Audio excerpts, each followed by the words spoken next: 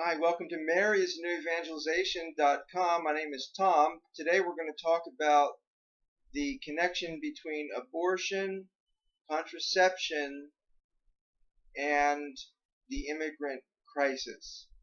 Now, you might say, what in the world are you talking about? Well, we have an immigrant crisis in the border of Texas and Mexico, where thousands and thousands of young Mexicans are crossing the border, and they're being given uh, an opportunity to stay here in the United States of America. And children are, they have a free pass. If somebody's here is willing to, take responsibility for them, they can come in, they can go to our schools, get the medical insurance, whatever they need uh, is being given to them free of charge. So thousands and thousands and thousands, and it's continuing, it's not stopping.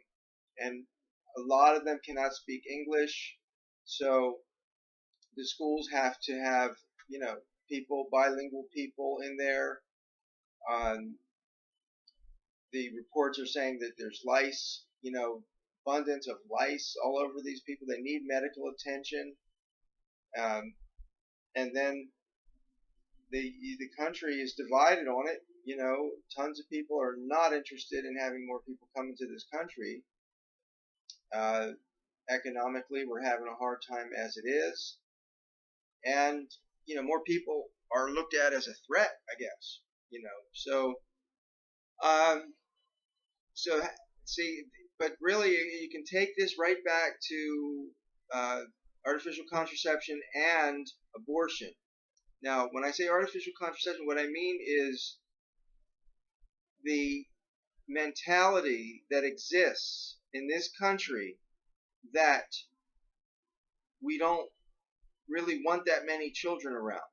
Okay, so we're talking to heterosexual couples who choose to contracept to prevent children from being conceived, and abortion where they prevent children from being born.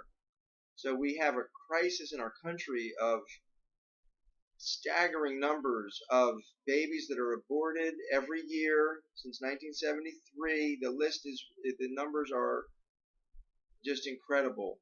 Okay, 5,000 a day maybe, times that by 365 days, times that by 41 years. I mean, a lot of people, and then add the numbers to the birth control of conceptions that were not implanted, and then just I heard the family number is 2.3. The average number of people in the American family is 2.3 people. So that means there's 3 or 4 empty seats at everybody's dinner table. Now, the Mexican people are coming to fill those seats. That's the bottom line. If the seats were filled, if our families were full, our schools were full, if our playgrounds were full, if our churches were full, if our economy was full, this would not be happening. Okay? It would not be happening, because when you have a society that wants to have children and wants to have, American children who are, followers of the Constitution of the United States, who are proud to be Americans, who are honoring and upholding virtue and the values that our founding fathers tried to instill within our documents. If this was what America was, then we wouldn't be having this problem. But it's not. America has become very selfish, especially in regards to having children. The Planned Parenthood is in every minority neighborhood promoting abortion and contraception amongst minorities. That's a known fact. Okay? We're on the streets, we see what's happening here, who's having the abortions.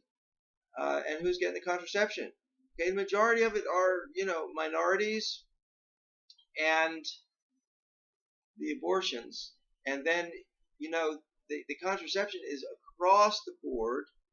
Okay, people in this country are more concerned with success, fun, entertainment, comfort than they are with children. And so the contraception enables people to just, be sexually active but not have any responsibility that goes along with it. So pretty much if you're contracepting to prevent children and you're in a relationship with someone, a committed relationship, married, and you're contraception and you're aborting, okay, and you're making a decision you don't want children, then, really, you need to go down and you need to take these children in who are coming into this country, okay? It's pretty much, I hate to be so crass about it, but you can't complain if other people who are starving are coming over here because we are fat. Okay, the only reason we're fat is because we're not having our own children. Okay, we're not taking the responsibility of raising a generation of Americans. That's what's going on. So wake up. It's undisputable. You can try, but that's what it is. That's ultimately the heart of what's going on. So, we've done this to ourselves. 1973, Roe v. Wade. Thank you, Planned Parenthood, for basically being on the front lines of destroying our culture